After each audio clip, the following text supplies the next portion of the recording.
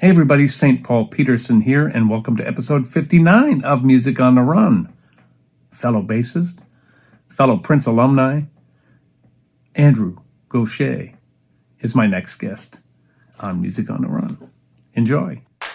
Before we get started here, do me a favor. Wherever you got this podcast, make sure you subscribe, give us a rating, and if you have time and like what you're hearing, make sure you write a review. It really helps us get the word out so we can have a lot more people coming to the party. Hey everybody, I'm St. Paul Peterson. Prince gave me that nickname, and I've been lucky enough to tour with people like the Steve Miller Band, Kenny Loggins, Peter Frampton, Donny Osmond, to name a few. And when I'm not playing music, I love to run. And this is a podcast about how we stay healthy on the road, physically, mentally, and with our families. Welcome to Music on the Run.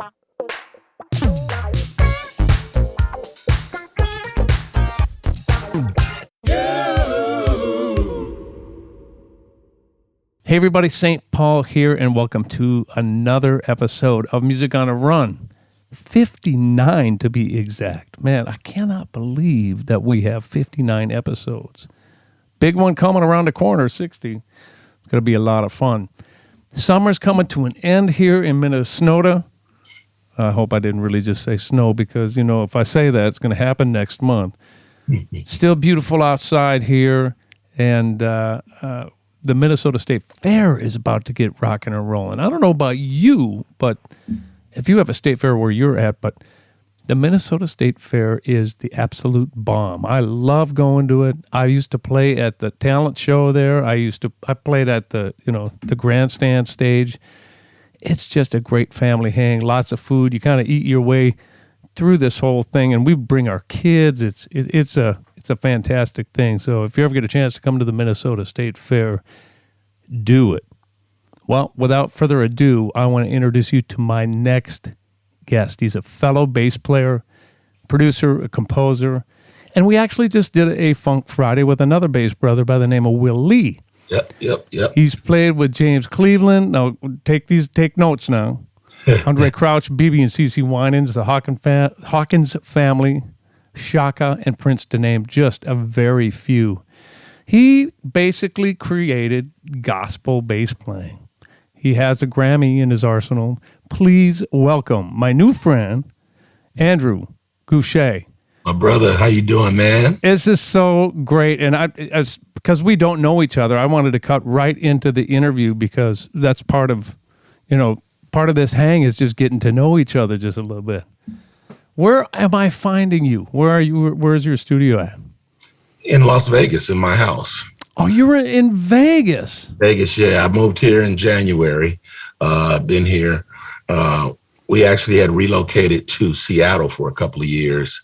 But we left there, and I just, once you leave LA, it's different, Yeah. And it's funny because it's almost becoming unattainable to live there for people, Cost of living? Yeah. And so I wanted to be close, but I didn't want to go back, and I'm 3.5 hours away if I want to get in my car and drive down there, So, and I go down there quite a bit to work, but I'm very happy in my peace and quiet where I am. Yeah. Las in Vegas. But, people are talking about associate Vegas with the Strip, There's a wealth of talent and really amazing community here of creatives that I was actually shocked to find, because everybody knows the stereotypes of Vegas, Elvis impersonators and whatnot. But it's actually a really cool place. And when you get away from the Strip, there's a lot going on here, and I like it because it's quiet. Everybody talks about the heat, but everybody has air conditioning. So that's true. Just go in the house and turn your air on, and that's what you do. So I've been here going on actually 8 months now, and I actually love it being here. Wow. Yeah. You grew up in LA though, so you lived there your whole life, or did you ever move away from there? Well, no, I didn't move until 19. I moved to Seattle in 19, and right before the big shutdown, and so I spent the pandemic in Seattle. And Oh, Seattle's beautiful, but uh, it was different for me because I was literally just in my studio like every day. I was going to ask you this. How did the pandemic affect you and change you? Well, I mean, and I have to say, I was one of those very skeptical people about the vaccination and all of that stuff, man, and then I saw the back and forth, one way or another. And I had to come to the realization that what the heck do I know, So I got vaccinated because I felt like I was being considerate of other people, but I was like, I heard these people talking about, well, I did my research and then you hear the follow the science people. Yeah. I just thought about all the stuff we allow into our systems every day. We don't know where it came from. That's right. Is your organic asparagus really organic? We don't know because they put a sticker on there. It says it on there, though. Right. Yeah. So I did it, man. I didn't have any kind of after effects or anything, but I was in my studio. And it's funny because that's what I was doing before. And because I do a lot of recording for people like all over the world. And I was doing that. And I just kept doing that. The only difference was you couldn't go to the grocery store, not being able to go places for a little while was absolutely just, it's mind blowing that I never thought I'd see this in my lifetime, where you couldn't go anywhere. And Seattle, Washington was even more stringent with their, mandates than a lot of other places were. And so, but, I lived through it just like everybody else did, man. I couldn't get none of that stimulus money that everybody was getting. Okay, so what people don't understand is that people that have a 9-to-5, and I'm going to generalize here. I guess what I'm trying to say is that musicians who are self-employed had a harder time receiving stimulus money than someone who had, I don't know, it's not traceable income, but predictable income, I guess is a better way to put it. Did that find you as well? Yeah, I just couldn't get it. I tried a couple of times and I was like, but the crazy part was we were really okay and we were really blessed. So we weren't adversely affected financially by it, Right.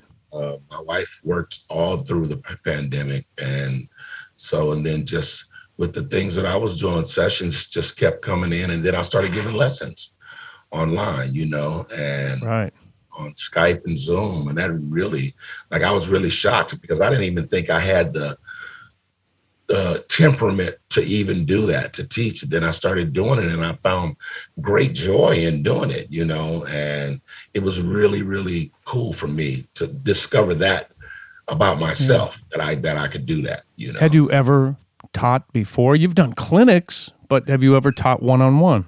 No. So the pandemic. Are you self-taught, by the way? So I learned how to play in church, man. And right. That's just like Reverend James Cleveland's church. I used to sing in the choir. And in 73, my mother got me a bass. And wait a minute, Mom, time out. Did you say your mother got you a bass? Yeah. Thank you, Mom. Yeah, absolutely. The whole world thanks you, Mom. Yep. It came from Sears. It was a Teisco bass. I hope you have that still somewhere. No, it fell apart, man. He played it into the ground. I did. I played it till it didn't work anymore. And that's beautiful. Combo, the Sears Teisco bass and the Sears Silvertone amp. It was a 12-inch speaker. The amp was 40 watts. It was a combo. And I played that thing until the woofer just came all the way apart, all the way around. And it would just be going like this when I played. And so your mom bought you the bass. Were your parents, or are your parents musical? And my mother, absolutely. A lot of people don't know that when my nieces my niece and my nephews. My nephew is the rapper D Smoke. A lot of people have heard of him. He was on that show on Netflix, the competition show called Rhythm and Flow. It's like American Idol, but for rap. And cool. He won the whole thing. Cardi B, Chance the Rapper, and T.I. were the judges. Snoop was a guest judge on there. So he won the whole thing, man. And my sister's boys are all doing a lot of stuff in the industry now. But I always tell people my mother is the tree where all of this fruit came from. My sister is an incredible gospel songwriter and singer. She's written some of the biggest gospel songs ever. Come on. And really? So, yeah. And so it's actually just amazing to see it now, because I remember when they were all little babies, and now they're like seriously doing things in the industry. And it's actually cool for me because I get to play bass on their stuff. Nepotism at its finest. I understand about that. My whole family's the same way. It's just like, you got a gig for me, big brother? Right. Yes, yes, I do. Right. Yeah. So you must be the oldest then. You're I'm the oldest. I'm the oldest. Okay. Yeah. So do you have brothers as well? I have 2 brothers and 1 sister. Okay, so there's 1 sister's in the industry then? Yeah, yeah. That's and my other brother is 2 years younger than me. He's also an incredible songwriter, but he went the 9-to-5 route. Got it. He wanted security, so he was like, "Yeah, I'll just go get me a job." I understand. I ain't mad at him. Songwriter though. So we were talking about the fact that your mother gave you a bass. Mm-hmm. You're self-taught. How do you self-teach yourself bass? I mean, how does that work? Well, for me, it's especially how I came up. There were, people would say, "Well, who were you influenced by?" There were no gospel bass players. What were they? Were they using the bass pedals on the organ? Yeah, I got it. Like the name of the first album, actually it's my only record. I'm working on the second one. Is the name of it is "We Don't Need No Bass." I've listened to it for the last 5 days, man. I love it. And that title comes from actual experiences that I had trying to go to churches to play, and they wouldn't let me play. They'd be like, "We don't need the bass. The organ player can play bass on the pedals." And that's where that came from. And I'm just glad I've lived long enough to see gospel evolve the way it has into it literally influences all kind of music, Sure did. Most of the cats has and still does. Huh? Yeah. Still does, like crazy. Yeah. The cats that we see that are doing all the top gigs in the industry, they're all church boys. They're all yes, they are. They sure are. And so it just makes me very happy to see that, because I remember when it wasn't accepted like it is now, And then I'm glad I still get a chance to play every now and then too, Well, I would hope so. When I did my research on you, and you were speaking about learning the bass, they finally let you play the bass, and you took over for the organ player didn't have to play pedals anymore. You were the one who was. I'm sorry. They started seeing how it added to the overall experience, and my people especially can be steeped in traditions, and it's hard to break those traditions, So it's like chipping away until those walls started coming down, and there was a time when girl couldn't go into church if her head wasn't covered, and all those kind of things. Customs, traditions, cultural. Yeah. Man. So I just kept doing what I do. And it was really weird because, like I said, people asked me who my influences were. My influences were singers. And I think that's why I play the way I play. Like I don't know the standard modes and I don't know all this stuff, man, right. And but yet you do know. Yeah. Your ears are so big that you know all that stuff. I just don't know what it's called. Well, that's fine. Who cares? As long as you can play it from your heart, man. And that's one of the things I don't mean to interrupt you, but what I notice about your playing for me is it's all about your heart. I totally feel that in your playing. Is that something that you are conscious about? Is that something where you draw on that just to be free, or tell me about your approach? I think that's just how I've always been. And I never consciously did anything thinking, okay, if I do this, then people will like me. You know? I have. I never did that. And God bless you, man. did what I felt, and people started gravitating to what I do, you know. And but on the flip side of that, there are people that absolutely hate the way I play, you know. Like I realized many, many years ago that certain gigs I was never going to get, you know, only because people's perception. You know, even when I got the gig with Prince, everybody was like, well, how is that going to work? The way Gouche plays, playing with Prince, you know? And I tell people how it works is if I want to keep the gig, then I do what he want me to do, period. That's all it is, you know? And I was never going to try to impose my will on his gig, you know? But what I loved about him was, because what I said to him when he called me, and when I got there, I said, hey, man, look, whatever you want me to do, just let me know. And his exact words were, I want you to do your thing. And he said, and if there's something specific that I want, then I'll tell you. And you know how rare, to my listeners, you know how rare that is for someone, especially like Prince, to say that to any of their musicians, let alone the bass player. What freedom that was. That must have been like I can be who I am. And that's the easiest one to be, right? I think, you know, when he saw me, I was MD at Shaka. And you were the musical director for Shaka? Yeah. And I'll never forget the first time we opened up for him, he came looking for me. And he was like, oh man, dude, you were killing. Like, who did those arrangements? And I was like, I did, you know? And then it was funny because we opened up for him a few more times. And every time we did our set, he would be over on the side, like near the monitor guy, like with his shades on, like watching me play.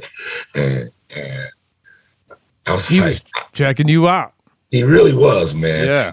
I'm gonna tell you what's crazy. What I was not aware, and what I found out was how aware of a whole bunch of players he was. He was aware of a lot of people, man, and that tripped me out. Like he knew a lot of the gospel cats' names. You know, he'd name them and go, "Do you know him?" I'm like, "Yeah, I know him," because I know all the gospel dudes. Of course, yeah, yeah. But so I just, you know, I did what I felt until he told me what to play, and then I played what he told me. You know, right. A lot of times, people see, especially like on YouTube, what always gets all the attention is all the acrobatics and the flashy things, you know. And then people see that and then they form a judgment based on that, not understanding, especially a lot of the younger generation. Because, dude, you know, next year makes 50 years I've been playing bass, man. God bless you, man. That's beautiful. 50 years. 50, yeah. Congratulations. Thank you, brother. But people don't realize, like, some of the records I did, like I did Montel Jordan, This Is How We Do It. That's me on bass. No. I would do it. Just don't. That's all I did, you know. I did Gangster's Paradise. And people don't realize, they see, like, especially me playing in church and some of that stuff I did, it's just a different kind of music, and I could really be free, you know, to do what I felt. And so, but I've done a lot of things, man, that were really like structured and just play this. So I could do that too. Yeah. Did you ever feel, I don't know if this is the right terminology, but pigeonholed or put into a box to where you didn't think you'd ever get out of playing gospel music? Not that necessarily that you didn't, you know, that would have been a problem. But because what I did realize, I was playing with James Cleveland, and I just had a hunger and a thirst to just broaden my horizons and learn more. Yeah. And I realized after a while that I was never gonna grow in just being in that situation. So, and it's funny because my life is a series of being in the right place at the right time, you know, because from playing with James, we went to Oakland one year, and that's how I met Walter Hawkins. And then I got the gig with the Hawkins family. And then in '83, I went to Israel with James, and that's where I met Andre Crouch. Oh, and Andre was my favorite gospel artist at that time. And he heard me play, and he was like, I used to look at these people's names on records, man. You know, I used to take the LP and pull the sleeve out and read the credits. Of course. And I used to look at these people's names and like wonder what it would be like to meet them, you know? And so Andre Crouch is telling me that he loves my playing. I'm going, yeah, right. Andre Crouch loves my playing. And he's like, he said, I want to work with you.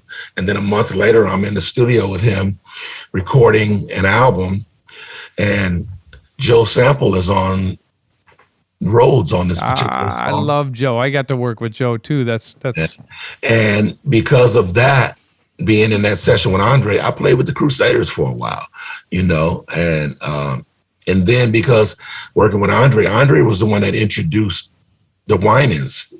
Like he produced their first album. Right. So one year we played with the Winans when they came to LA, and that's how I started playing with the Winans. So things happen like that. And it just, but there's got to be a secret sauce. There's got to be some. What do you think is that secret sauce for you? I mean, obviously, for me, it's your playing, but it's got to be so much more than that. What do you think it is? I think, you know, for me,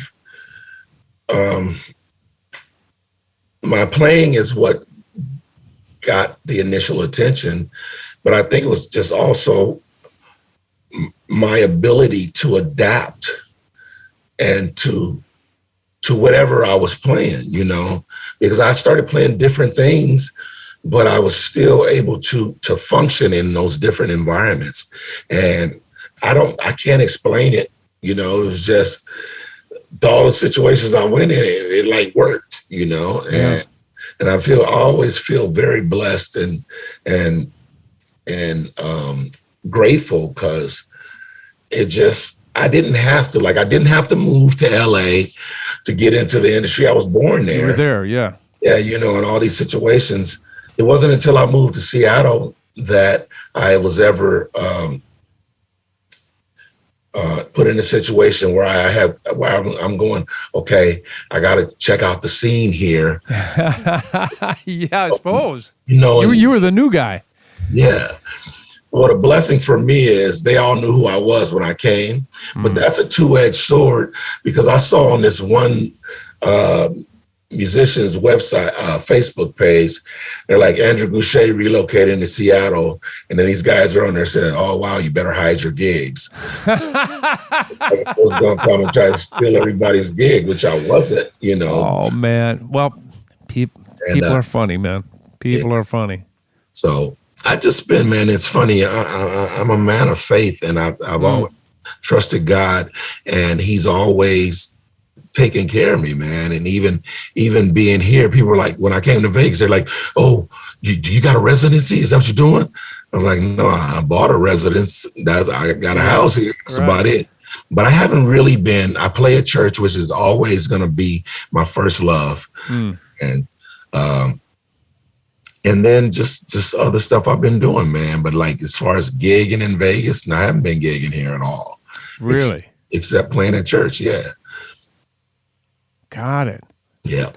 Speaking of being a man of faith, as I am as well, talk to me about manpower and what effect that had on your life.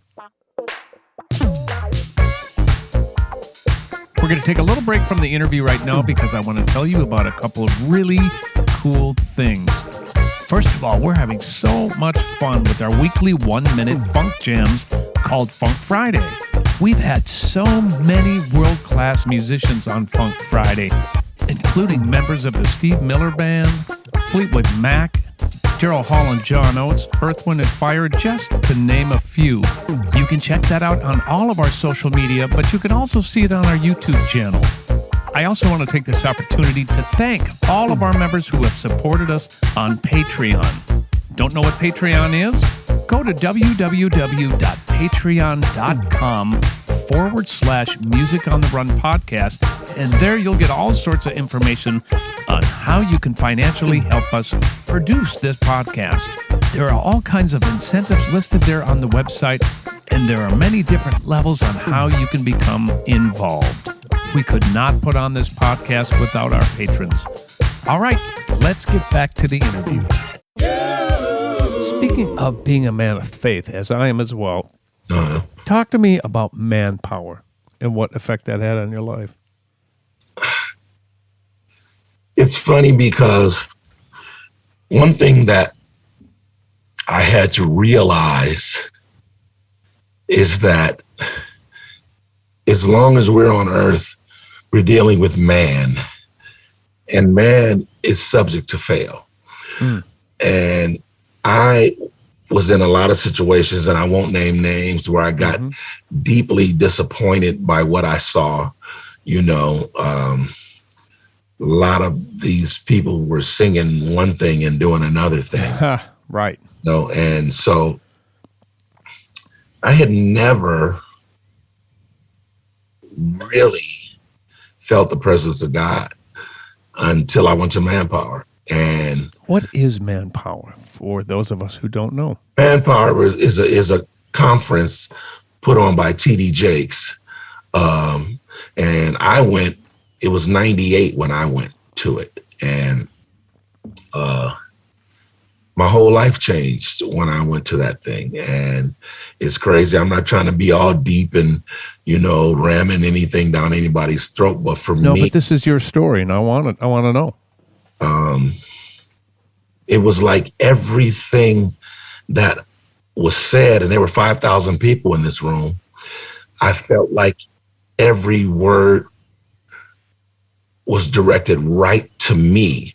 And I felt like nobody else was in there except me. And he was talking to me. And I had gotten to a place in my life where I was really, because what doing what we do, what we're exposed to, what's available.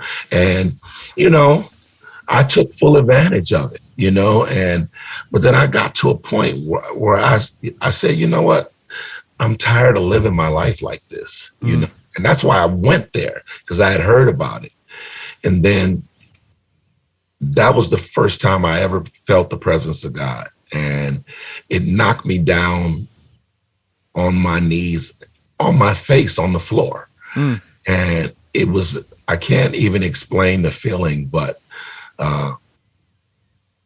I was never the same after that. I knew certain things that I was doing I couldn't do anymore. And that's where I am.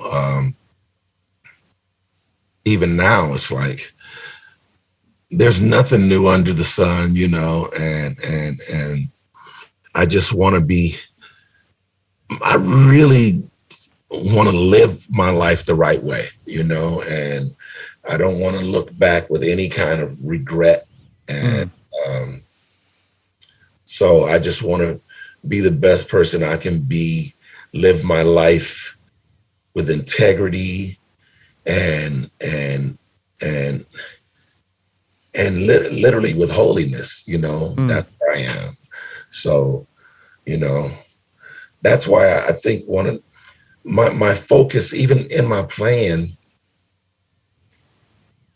I get such a joy because I recognize that I have a gift, and I recognize where it came from. Every day that I can still pick up my guitar and play is a blessing to me, And even though I haven't done well, lately I've been playing with my nephew, which has been amazing. Oh, great. I feel like the grandfather out there with these kids. But show them, teach them. But when I'm just even sitting here in the studio playing, man, like I'll turn on, this is my drummer right here, guy on, and we just go for it, man, and I've been writing a lot, because that's when people ask me, like, when you practice, what do you practice on? I'm writing like every time I play. And that's why I make sure when I do start playing, I always Record. Yeah. If I got an idea, this is a sampler too, I'll sample it. And a lot of times I'll go back and listen to stuff and I forgot that I did it. And that's how I did with a bunch of my songs, man. So yeah. Yeah. Yeah. Do you feel that your bass playing is a sort of ministry? Do you treat it that way? Is it more personal, more subtle, or do you think it's out there? I think that I've seen tangible evidence of my playing blessing people, you know?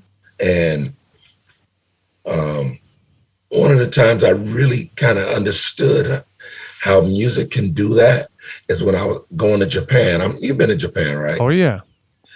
And to have the language barrier Yeah. that they have, but then to see the sheer and utter joy that these people have listening and crying and all that kind of stuff, man. And that's what music does. And you know, I'm not a soloist, but I know that there's something about my playing that affects people. Mm-hmm. All I do is play from my heart, you know. I'm never in a place where I'm trying to show off and impress people, you know, because there's a lot of people that can do a million things that I can't do, you know. But all I can do is be Andrew Gouche, and that's all I'm ever going to try to do. I hear you. Yeah. I hear you. Let's focus just for the next few minutes on some of the cool things that you have done. I want to tell my listeners and viewers about. You sang background vocals on Man in the Mirror. Yeah. Tell us that story. It's really hilarious because Andre Crouch, he got a lot of those calls because like we did the Lion King soundtrack. No kidding. We did a Julio Iglesias song one time. We did Madonna's Like a Prayer. I'm singing on Like a Prayer. No. We did Right? Color Purple. On Color Purple, the scene where the girl in the church is singing, that's my sister's voice. That's my sister Jackie's voice. Come on. And then Suge Avery's voice, you know, the jug joint singer, that's Tata Vega. That's Tata's voice on there. I didn't know And that. it's Andre Crouch's singers doing all the vocals on it, and that's Andre playing ragtime piano on there. And Really? yeah, he was amazing doing that, man. Oh. But the Michael Jackson thing, it's funny. I actually have a really funny story because when we went to do it, we didn't see him. We thought he wasn't there. And I seemed okay, but I'm like, I always made sure it was an ensemble of 9 of us. I always made sure I was all the way in the back, the furthest away from the microphone. That's not what I hear. I hear you're a great singer. But anyway. Well, I used to be, but I've got something wrong with. I have nodules on my vocal cords. That's why I sound like I'm hoarse all the time now. But so we're working out the parts on the song, and I don't know if you've ever been to Westlake Studios in LA. Oh, yeah. And the big room, there's a piano booth, but it's big 9-foot grand piano is in there, and it's sliding glass door, you know, you can totally enclose it. But the back wall of that room is like a semicircle, and it's all mirrors, glass. And so I'm standing in the back, and out of the corner of my eye, I see something red. And I was like, I looked, and I didn't see anything. So we're going along, working on the parts. I see it again and again. And then I finally realized that what I'm looking at over here is a reflection of what's over here. And I turn around and I look down, and Michael Jackson and this little girl are under the piano, like hiding, like they were hiding to see like how long they could be there before they were discovered. Right. And we had been there at least an hour, and nobody saw him. And when I saw him, it shocked me because I'd never seen him in person. Right. And I did this, and they were just looking up at me like this. And so I turned around and just kept singing. And then he and the little girl got up like little kids, man. It was a trip.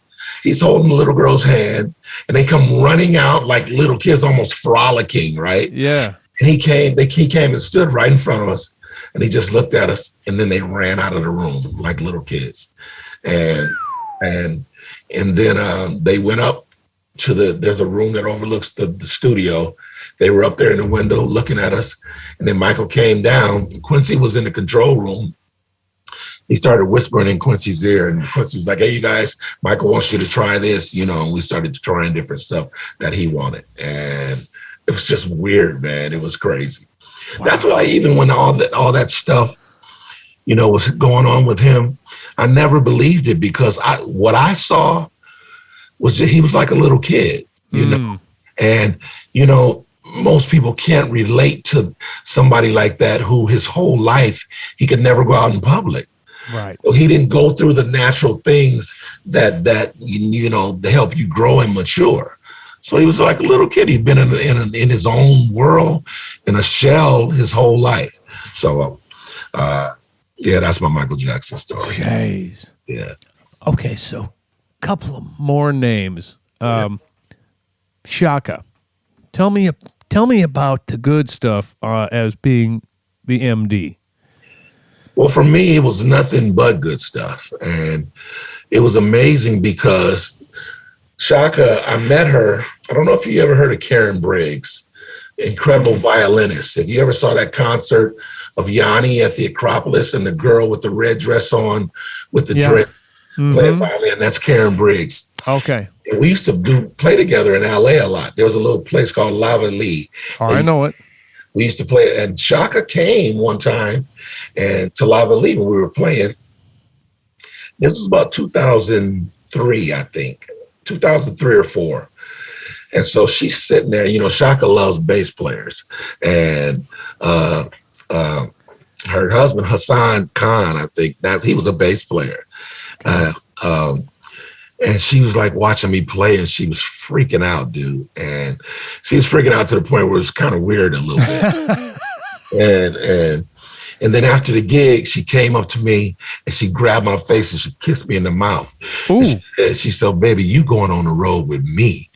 And during that time, from 98 to 2006, I didn't tour.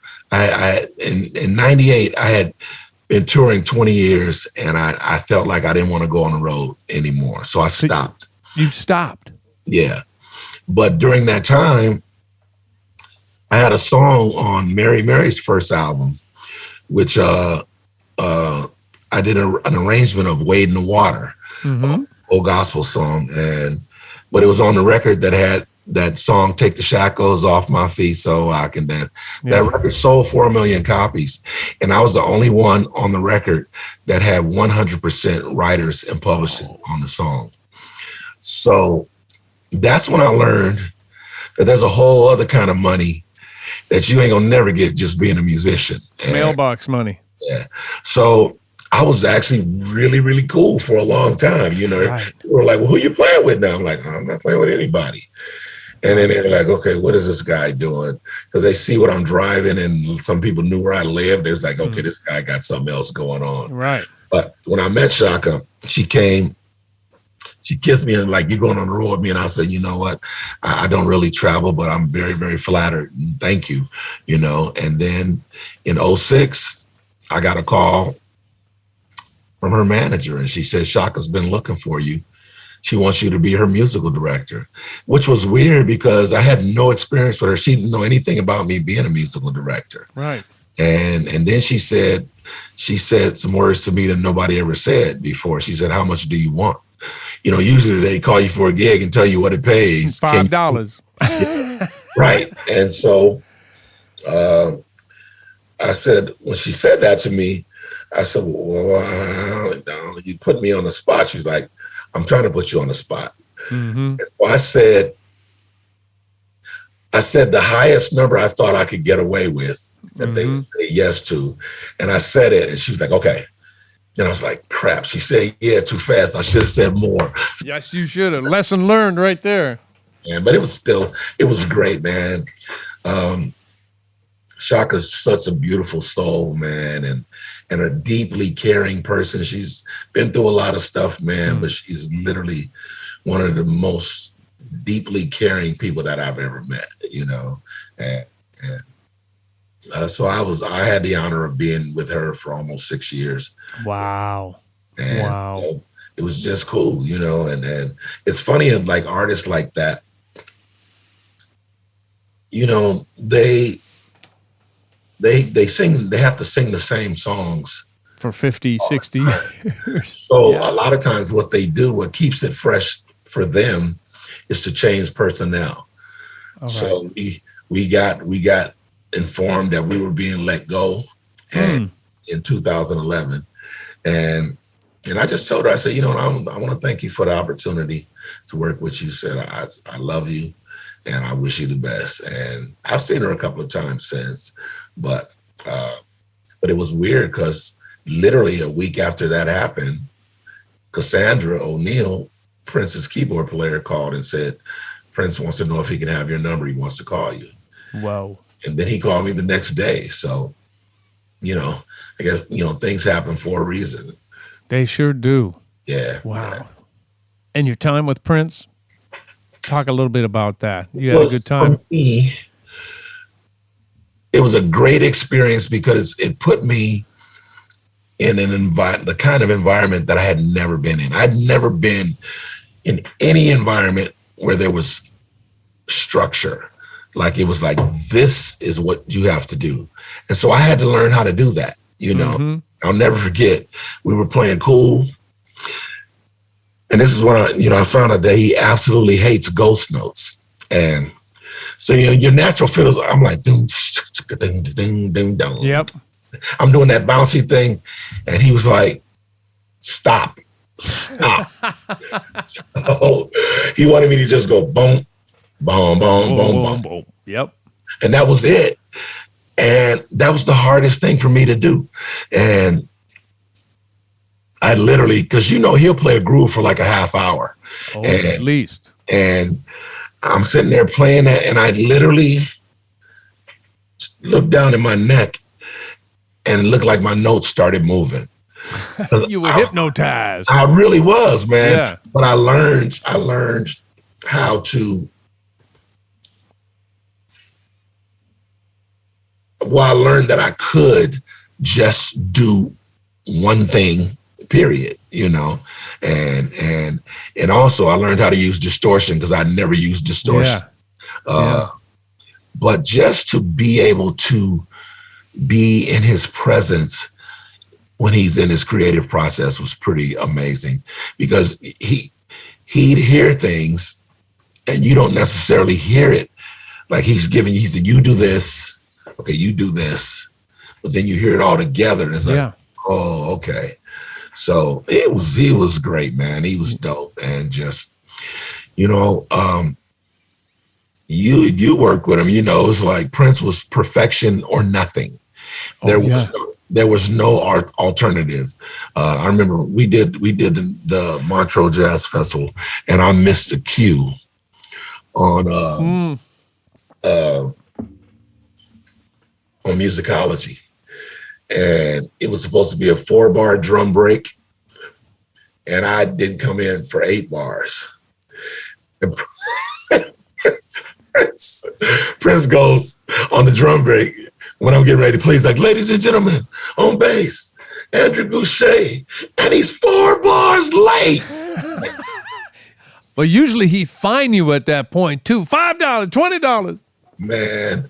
And it was so funny because you can see it on the video. And it hurt my feelings that I had missed a cue. Yeah. You know, because you just didn't want to mess up at all.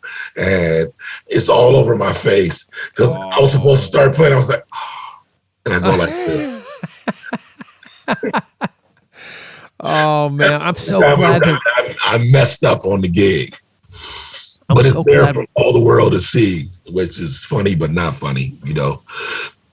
I'm glad we share that in common, man. What a genius he was, and you're right. He taught me something coming up when I was just a kid, and my listeners know my story, but I come from a bebop family, and it's all about how can you improvise a situation, and how can you come up with cool different changes and different arrangements. And then he said, oh no, you're going to play this, because I was in the time, so I was playing keyboards in the time, so I was playing the bass line with my left hand. There was no ghost notes. You did that. You had a job to do. And he really taught me about parts playing, and how that works, and how all the pieces of the puzzle fit together. And that's so cool that you got that same lesson as well from him. Yeah. And it's very gratifying when you listen back to it. Isn't it though? Yeah, and it's like, that's great. And it's so clean and precise.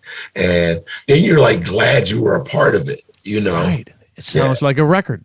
Yeah, exactly. It does. Exactly, yeah.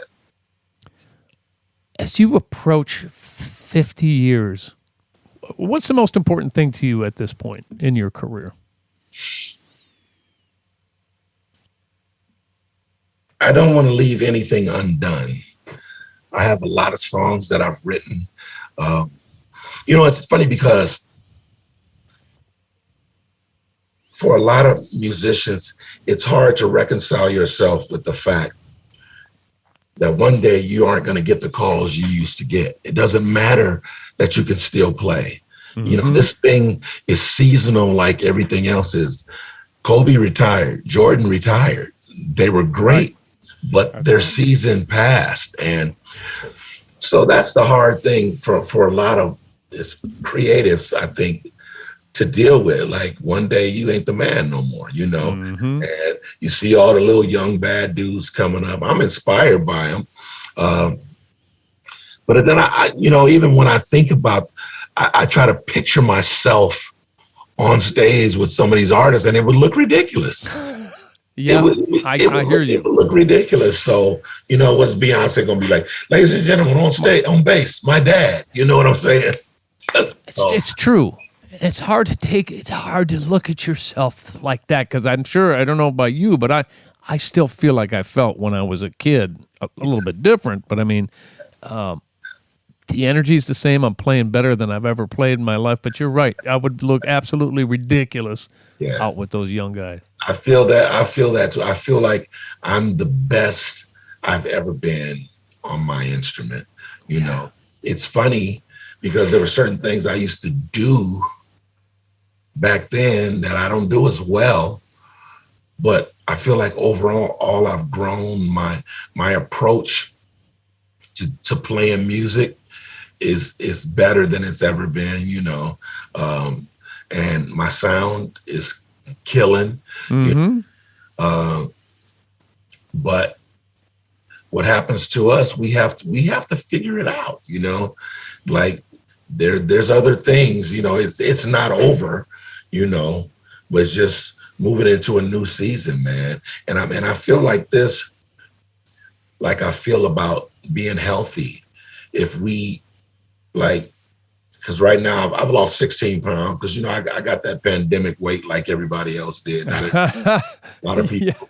Yeah. And so I'm working out. And hi, what are you doing? This show is called Music on the Run for a reason. We talk about how you stay in shape when and I didn't even ask you that, for crying out loud. In the last 2 minutes, in the last 2 minutes of this interview, I'm going to ask you what you've been doing to lose that weight. Well, I mean, just change my diet, man, because I'm the kind of person, if I smell a donut, that's 5 pounds. I got probably the slowest metabolism on earth. So I gain weight really easy. But what I found out, I'm 63 years old, bro. And so, but I don't feel like a 63-year-old man. I don't think I look like one. You sure don't. And, but just like, working out, even like what we do, this is working out too. And you have to work out to stay in shape. And that's what I'm doing. I went through divorce. So that knocked me down for a minute, for a good minute, and where I wasn't motivated to do anything. But now I'm just have such a positive attitude about life and playing, and I have a joy.